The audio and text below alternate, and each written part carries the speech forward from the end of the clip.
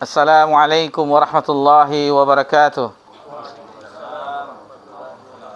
Innal hamdalillah nahmaduhu wa nasta'inuhu wa nastaghfiruh wa na'udzu billahi min shururi anfusina wa min sayyiati a'malina.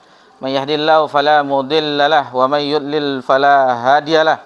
Asyhadu an la ilaha illallah wahdahu la syarika lah wa asyhadu anna Muhammadan abduhu wa rasuluh sallallahu alaihi wa ala alihi wa man sara ala nahjih wa tamassaka bi sunnati ila yaumiddin wa sallaman tasliman katsira.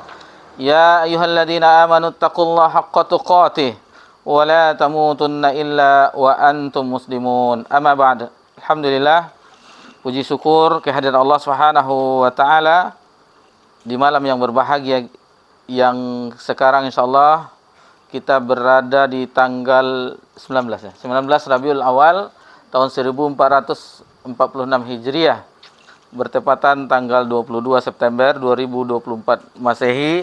Allah perjumpakan kita di tempat yang mulia ini, di tempat yang kita senantiasa mempelajari matan Kasyfus Syubhat. Alhamdulillah. Dan di dua pekan yang lalu terjadi kesalahpahaman karena seharusnya kita di dakwah, akhirnya pindah ke sini. Itu mungkin di pertemuan sebelumnya ada yang tidak mendapatkan informasi karena perjanjian awalnya pekan genap dan ganjil. Ternyata karena pekan di bulan ini, di bulan September, pekan ganjilnya 5, akhirnya bergeser jadwal. Tapi insyaallah di bulan Oktober kembali seperti biasa. Pekan ganjil dan pekan genap di dakwah, pekan ganjil di Limbungan insyaallah. Kemudian salawat beriringkan salam kepada Nabi kita tercinta Nabi Muhammad sallallahu alaihi wasallam. Sebelum melanjutkan pelajaran kita di kesempatan yang berbahagia ini, kita jemput pelajaran yang lalu, karena di pekan yang lalu sebagian besar kita berhalangan karena tidak tahu informasi pergeseran jadwal. Jadi di pekan yang lalu alhamdulillah kita telah memasuki pokok dari pembahasan Kasyfus Syubhat, yakni syubhat yang paling besar. Syubhat yang paling besar pada pembahasan kita. Karena sebelumnya kita telah membahas syubhat seperti syafaat atau yang lainnya. Dan yang di pertemuan kita sebelum ini adalah syubhat yang terbesar yang dilontarkan oleh kaum muslimin, dan ini pun muallif, penulis rahimahullah taala membantah lebih kurang 12 bantahan. Kalau sebelumnya mungkin 1 atau 2 bantahan di subhat-subhat sebelumnya. Tetapi yang subhat ini, dan inilah inti dari kitab ini, matan ini, lebih 12 bantahan yang dibawakan oleh muallif untuk menjelaskan terhadap kita tauhid yang sebenarnya dan hakikat syirik itu bagaimana. Jadi orang-orang yang pelaku kesyirikan, yang merusak, yang menodai tauhid, mereka berkata, mengapa Anda mengatakan kami sama dengan orang-orang pelaku kesyirikan di zaman Nabi sallallahu alaihi wasallam? Mengapa Anda mengatakan kami demikian? Padahal kami bersyahadat, kami berpuasa, kami zakat, kami haji ke Baitullah, dan kami tidak mengingkari hari berbangkit, dan kami beriman terhadap Al-Quran yang diturunkan kepada Nabi sallallahu alaihi wasallam. Sementara orang-orang kesyirikan yang melakukan kesyirikan, orang-orang kafir Quraisy, mereka tidak mau bersyahadat. Mereka mendustakan Al-Quran, mereka tidak sholat, mereka tidak puasa, mereka tidak berhaji, tetapi maksudnya haji yang sesuai syariat, karena syariat haji dan umrah sudah ada sejak zaman Nabi Ibrahim alaihissalam. Maksudnya haji yang syar'i, yang sesuai dengan manasik Nabi Muhammad sallallahu alaihi wasallam. Kemudian mereka juga mengingkari hari berbangkit. Lalu bagaimana Anda mengatakan bahwasanya kami sama dengan orang-orang tersebut? Lalu dijawab, jawaban pertama, bantahan pertama, alhamdulillah di pekan yang lalu atau di pertemuan kita sebelumnya, sudah kita jelaskan. Untuk itu kita ulang kembali secara ringkas bahwasanya muallif menyebutkan fal jawab, maka jawablah.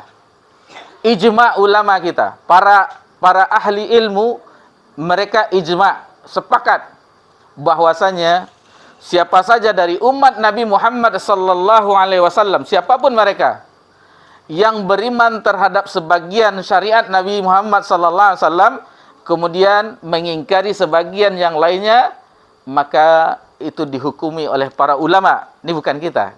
Kita membahas ulama. Jadi jangan ambil ranahnya ulama. Kita membahas ini untuk mengetahui.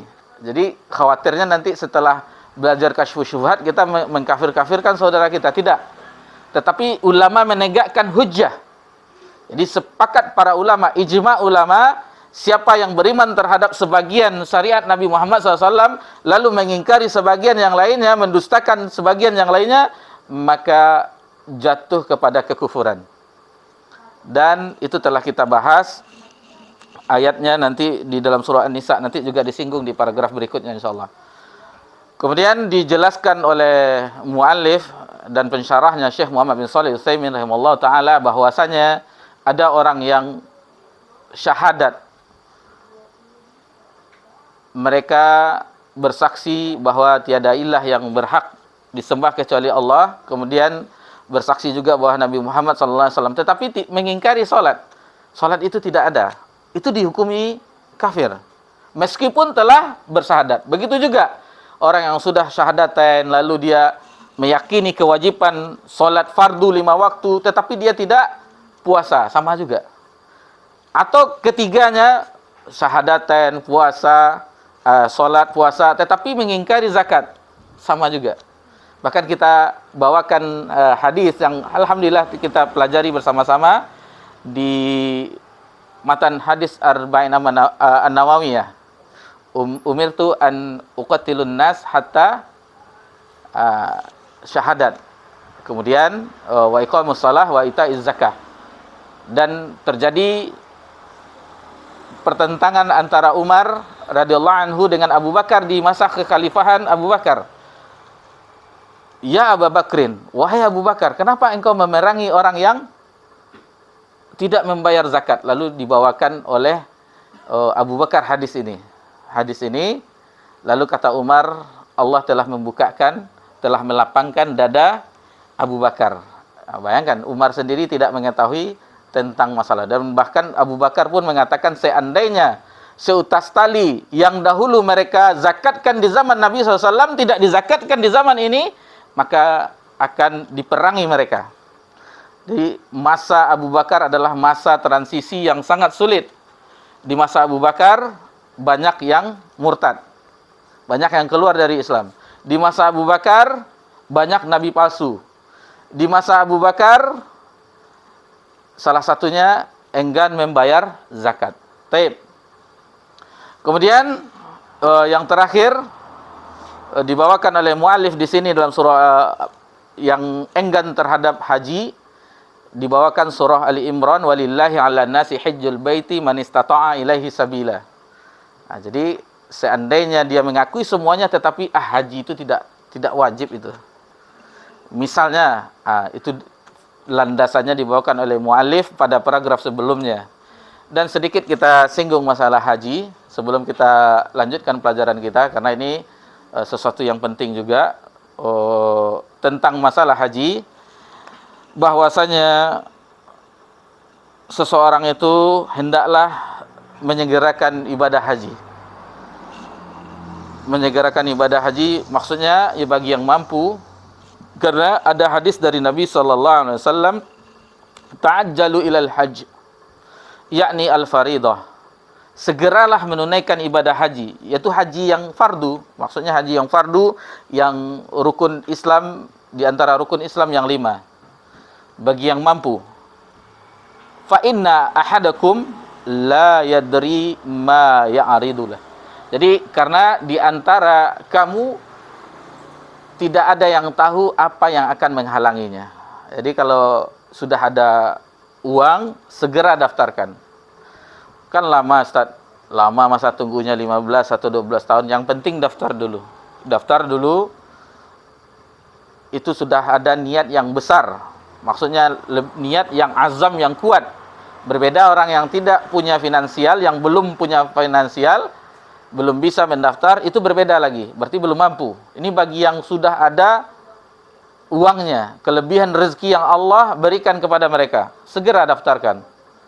Segera daftarkan. Bahkan sebagian penjelasan dari ulama, itu lebih didahulukan daripada beli rumah, daripada beli mobil, daripada beli sepeda motor. Itu sebagian ulama menguatkan. Karena nanti di akhirat akan ditanya. Akan ditanya oleh Allah Subhanahu wa taala, kenapa tidak berhaji? Dan ini salah satu yang menguatkan. Lalu asar dari Umar bin Khattab radhiyallahu anhu, dan ini dinukilkan oleh Al-Hafiz Ibnu Katsir dalam tafsir ketika menafsirkan surah Ali Imran ayat 97 tadi, kata Umar, barang siapa yang telah sanggup berhaji tetapi dia tidak berhaji, pilihlah matinya antara dua. Apakah dia Yahudi atau Nasrani? Dan sebagian ulama melemahkan asar ini, akan tetapi Al-Hafiz Ibnu Katsir membawakan asar ini, perkataan Umar ini di dalam tafsirnya, dalam surah Ali Imran ayat 97. Kemudian yang teringat pada kita, ikhwani fiddin rahimakumullah, itu di antara kiat haji mabrur. Karena al-hajju mabrur laisa lahu jaza ilal jannah. Haji yang mabrur itu tidak ada balasannya kecuali surga. Di antara kiatnya yang pertama adalah, sesuai dengan ayat tadi, walillahi 'alan nas, dan hanya untuk Allah. Jadi berarti harus ikhlas. Haji itu harus ikhlas karena Allah Subhanahu wa taala, dan itu pondasi seluruh ibadah yang pertama. Yang kedua, yaitu sesuai dengan manasik Nabi sallallahu alaihi wasallam, tata cara ibadah haji Nabi sallallahu alaihi wasallam. Ini kita membicarakan yang rukunnya dulu. Kalau seandainya ada yang berkesempatan umroh, walhamdulillah, tidak masalah. Ini yang wajibnya dulu. Khuzu anni manasikakum. Jadi Nabi SAW bersabda, ambillah dariku manasik haji kamu, haji kalian. Kemudian yang harus dihindari adalah, yaitu tidak boleh kita rafat, berkata-kata rafat, berbau pornografi, berbau birahi. Kemudian juga tidak boleh berbuat fusuk, semua kefasikan. Kemudian tidak boleh berjidal selama haji tersebut, yakni berdebat. Oh ini bukan begini, oh ini bukan begini, oh tidak begitu. Tidak diusahakan kita tidak berdebat. Lalu usahakan biayanya, biaya haji itu dari yang halal. Dari yang halal. Sebenarnya ada beberapa poin, tapi itu yang paling penting. Dan itu tandanya bisa dilihat setelah kembali haji. Haji yang mabrur itu salah satu tandanya, yakni orang yang haji mabrur itu tandanya. Ini kita, karena itu penilaian Allah Subhanahu wa taala mabrur atau tidak. Tetapi dari tandanya sepulang haji itu lebih ibadahnya daripada sebelumnya. Itu lebih daripada sebelumnya. Biasanya dia sholat juga, tetapi sekarang belum azan dah sampai di masjid. Biasanya masih sayang kepada keluarganya, istri dan anaknya. Setelah kembali dari tanah suci bertambah sayang lagi. Dan bertambah juga orang rumahnya, ya tadi kan. Pembahasan tadi. Itu anugerah. Itu anugerah. Lagi resepnya apa? Ya bersyukur kepada Allah.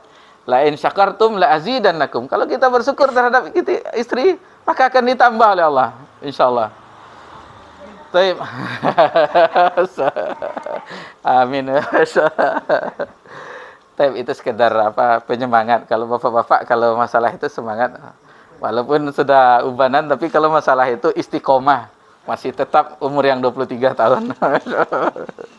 Baik. Kemudian yang perlu kita kita garis bawahi juga, ini adalah peningkatan pelajaran kita. Kita ulang lagi, karena kita ini bukan untuk diri sendiri lagi. Ini untuk mendakwahkan agama ini. Karena kita berada di zaman orang yang jahil terhadap agamanya. Karena tidak mengambil dari sumber mata air yang jernih. Mereka menukilkan ini, atau mengambil dari Al-Quran dan hadis, tetapi menurut kantong mereka. Diambil dari kantong sakunya, inilah agama itu. bukan mengambil dari pemahaman generasi awal umat ini. Dan itu yang terjadi sekarang. Kita katakan ini tidak ada Nabi mengerjakan, emang dia berjumpa dengan Nabi katanya. Masih banyak. Ini kan baik, apa salahnya? Sudah sekali setahun, tidak bisa pula kita merayakannya. Akan seperti itu. Banyak yang seperti ini kita jumpai di masyarakat. Dan yang kita pelajari di Kasyfus Syubhat adalah sesuatu yang teramat penting dalam agama kita, membantah orang yang menodai tauhid dengan kesyirikan. Salah satunya yang tadi, yang merupakan subhat yang terbesar yang dilontarkan oleh orang yang menodai tauhid dengan kesyirikan, bahwasanya mereka telah bersahadat. Mereka tidak sadar bahwasanya orang Islam juga bisa terperosok ke dalam kesyirikan. Dan itu yang kita pelajari di awal-awal. Jadi orang yang syahadat itu tidak menjamin dia tidak melakukan kesyirikan. Karena kesyirikan itu yang telah dibahas ulama kita adalah sesuatu ibarat semut hitam yang kelam di gelapnya malam, yang tidak ada penerang, di batu hitam yang licin. Dan tidak ada yang mengetahuinya kecuali orang yang Allah berikan hidayah, petunjuk untuk mempelajarinya. Syekh Saleh Sindi hafizallahu taala ketika di Al-Badar, beliau waktu itu ada liqa maftuh para duat, mengatakan jangan bosan mempelajari tauhid dan kesyirikan. Karena pokok dari agama ini adalah tauhid, dan yang paling besar kemungkarannya adalah kesyirikan. Dan itu ibarat samudra yang luas. Masih banyak yang kita ketahui tentang yang tidak kita ketahui tentang kesyirikan, masih banyak. Dan walhamdulillah kita mempelajari kitab tauhid telah memasuki bab yang ke-45, dan ada namanya syirik lafaz. Orang melakukan kesyirikan lafaz, meskipun syirik kecil akan tetapi dosa besar, dan itu mudah orang melakukannya. Dan sering kita bawakan, kalau tidak karena pertolongan si fulan, saya tidak begini. Bahkan yang lebih dahsyat lagi di pasar biasa, kalau tidak gara-gara saya, tidak bisa dia begitu. Tapi bahasa Padangnya, bahasa Minangnya, tidak gara-gara dia den tuh tidak bisa aja jadi orang. Itu. Emang dia siapa? Yang berkata itu siapa? Ini perkataan yang melangkahi rububiyah Allah Subhanahu wa taala. Lalu dia mengatakan sakit kepala, lalu menyebut nama salah satu obat. Minum obat ini sembuh saya. Yang menyembuhkan Allah Subhanahu wa taala. Jadi dia langsung menyebut al-musabbib, tidak menyebut Allah Subhanahu wa taala. Boleh, alhamdulillah, ikhtiar dengan minum obat ini sembuh, Allah sembuhkan. Itu tidak masalah. Yang kebanyakan orang tidak. Berobat ke ahli spesialis dokter, dokter itu telah menyembuhkan saya. Dia hebat, lulusan Eropa, spesialis. Tidak ada di agama kita. Allah yang menyembuhkan. Fa iza maritu wa huwa yashfin, apabila aku sakit maka Allah lah yang sembuhkan. Ini beda ahlu tauhid dengan orang-orang yang melakukan kesyirikan lafaz, ungkapan, ucapan. Taib. Kita lanjutkan pelajaran kita di pertemuan yang ke-21, dan mudah-mudahan yang tadi pengantar tadi mengetahui apa yang kita pelajari sebelumnya. Taib, tafadhal Ustaz.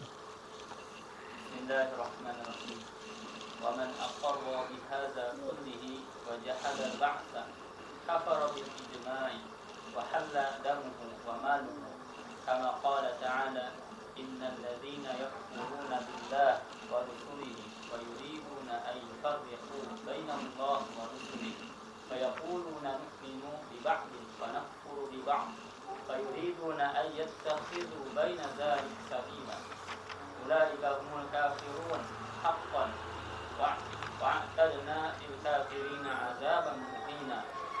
Surah An-Nisa. Barang siapa yang mengakui semua ini tetapi mengingkari adanya hari kebangkitan, maka dia kafir secara ijma, halal darahnya dan hartanya.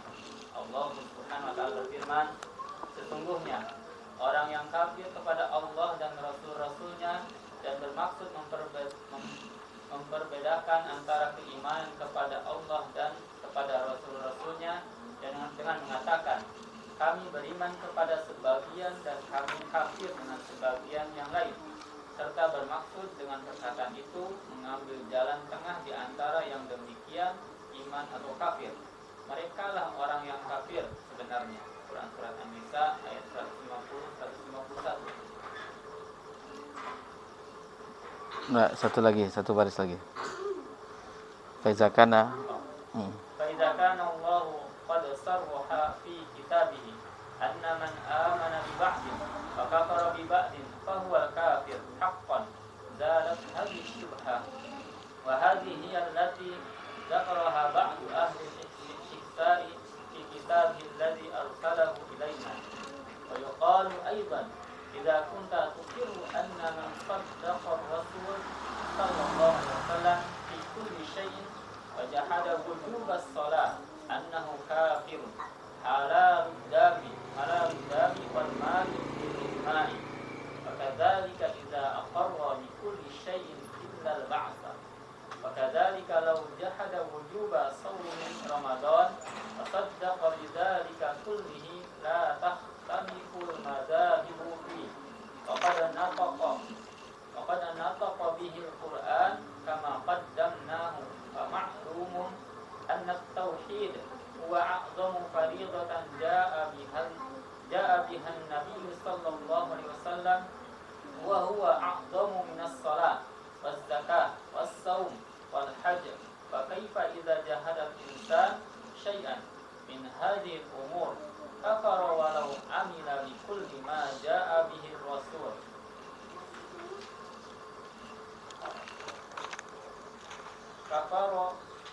كفر ولو عمل بكل ما جاء به الرسول صلى الله عليه وسلم. وإذا جحد التوحيد الذي هو دين الرسول كلهم لا يكفر. Subhanallah, ma a'jaba hadzal jahla. Allah telah menjelaskan di dalam kitabnya bahwa barang siapa yang beriman kepada sebagian ayat dan mengingkari sebagian ayat lain, maka ia kafir yang sebenar-benarnya. Dengan begitu, hilanglah syubhat mereka.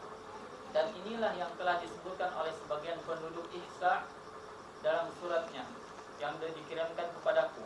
Dikatakan juga, apabila engkau telah mengakui bahwa barang siapa yang membenarkan Rasul dalam segala urusan, kemudian ia menentang wajibnya salat, maka dia kafir, sehingga halal darahnya secara ijma. Begitu juga apabila dia mengakui semuanya kecuali hari kebangkitan, atau menentang wajibnya puasa Ramadan. Dan di antara imam-imam mazhab tidak ada perbedaan pendapat dalam masalah itu. Al-Quran pun telah menyebutkan hal itu.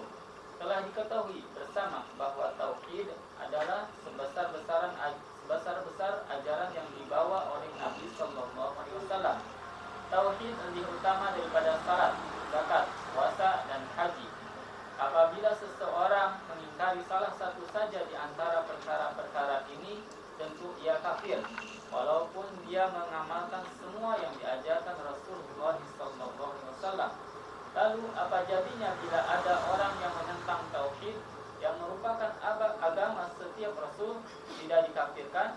Subhanallah, Maha Suci Allah. Alangkah anehnya pemahaman bodoh ini. Baik. Mu'allif menyebutkan bahwasanya waman aqarra bihadza kulli wa jahadal ba'tsa kafara bil ijma'. Jadi barang siapa yang mengakui semuanya, maksudnya telah syahadat, dua kalimat syahadat, syahadatain, lalu puasa, kemudian zakat, haji, tetapi dia mengingkari hari kebangkitan, maka itu dikufurkan oleh ulama, jatuh kepada kekafiran. Ijma' ulama. Wa halal dumuhu wa maluhu, halal darahnya dan hartanya, kama qala ta'ala, seperti firman Allah Subhanahu wa taala di dalam surah An-Nisa ayat 150 sampai 151, yang Allah Subhanahu wa taala berfirman, innal ladzina yakfuruna billahi wa rusulihi wa yuriduna ay yufarraqu bainallahi wa rusulihi wa yaquluna tu'minu bi ba'di wa nakfuru bi ba'd wa yuridu ay yattakhidhu baina dzalika sabila ulaika humul kafiruna haqqan wa atadna lil kafirina adzaban muhina. Dan ini, ayat ini telah kita bawakan di pertemuan yang lalu. Kita membawakan ayat ini, jadi kita dahulukan pembahasannya. Intinya ayat ini bahwasanya bagi siapa yang membenarkan sebagian lalu mendustakan sebagian ajaran Nabi sallallahu alaihi wasallam, ulaika humul kafiruna haqqan, mereka itu orang yang kufur dengan sebenar-benarnya. Jadi tidak boleh mengimani sebagian ajaran Nabi SAW lalu mengingkari yang sebagian yang lainnya. Seperti yang tadi, rukun Islamnya sudah lengkap, akan tetapi dia mengingkari hari berbangkit, hari kiamat. Hari kiamat itu tidak ada. Ini jatuh kepada kekufuran. Jatuh kepada kekufuran. Dan kita katakan tadi ini ijma ulama, sepakat ulama. Dan bahkan di pembahasan tadi, para imam mazhab pun tidak ada perselisihan di antara mereka. Di antara Imam Abu Hanifah, Imam Malik, Imam Syafi'i, dan Imam Ahmad bin Hanbal. Jadi ini ranah ulama yang kita bahas, bukan ranah person yang kita menjatuhkan takfir terhadap saudara kita. Tidak. Ini adalah ranah ulama. Kita mempelajarinya agar kita mengetahui di mana syubhat yang mereka lontarkan dan bagaimana membantahnya. Jadi kita memakai metode yang ketiga. Ud'u ila rabbika bil hikmah wal mau'izatil hasanah wajadilhum billati hiya ahsan, dan debatlah mereka dengan perdebatan yang baik. Nah, ini dia metode yang ketiga kita pakai. Karena tidak semua orang yang bisa didakwahi dengan bil hikmah. Tidak semua orang bisa didakwahi dengan wal mau'izatul hasanah. Harus ada penjelasan, harus ada jidal, harus ada perdebatan tetapi dengan kebaikan. Bukan jidal Bizantium yang tidak ada dalil, yang dia mengatakan sampai tegang urat lehernya, dia yang benar, tetapi tidak membawakan dalil dari Nabi sallallahu alaihi wasallam. Taib.